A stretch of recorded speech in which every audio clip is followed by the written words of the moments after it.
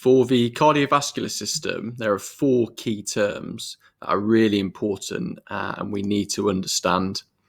In future topics, we'll go into a bit more about these four key terms and what happens during exercise, during short-term exercise, and during longer-term exercise, what happens to each of these things. But for now, we just need to understand what they are.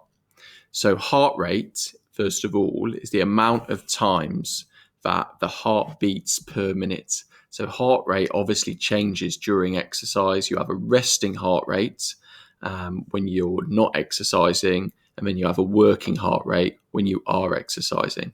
Resting heart rate is usually in a healthy person between about 60 and 80 beats per minute, although if you're fitter, it can be much less than this. Stroke volume is the amount of blood that is ejected from the heart per beat. So the amount of blood that comes out of your heart every single beat is known as your stroke volume. And this is measured in milliliters, and the average is about 70 milliliters. Stroke volume obviously also changes during exercise as it's going to increase as you need to get more blood around your body and to your muscles. Cardiac output is your heart rate times your stroke volume. So it results in the amount of blood that is ejected from the heart per minute, because we've got stroke volume, the amount of blood ejected from the heart every beat, and then we've got heart rate, how many times your heart beats per minute. So that equals the amount of blood that is ejected from the heart per minute. Cardiac output. Cardiac output is obviously going to be a much greater number than stroke volume, so it is measured in litres rather than milliliters, and about 5 is average, 5 litres of blood ejected from your heart per minute.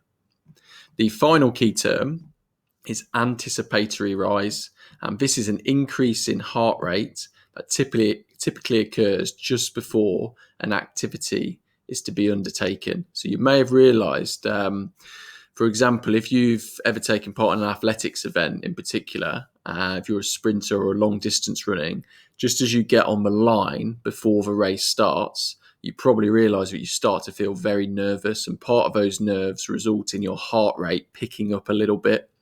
And the reason for that, it all comes from the brain. So the sympathetic nervous system in your brain is sending a trigger to your heart rate to start to increase. And it's all due to the release of adrenaline. So it's partly due to nerves, but it also does get your heart to start pumping blood around the body so that your muscles are then ready to begin to exercise.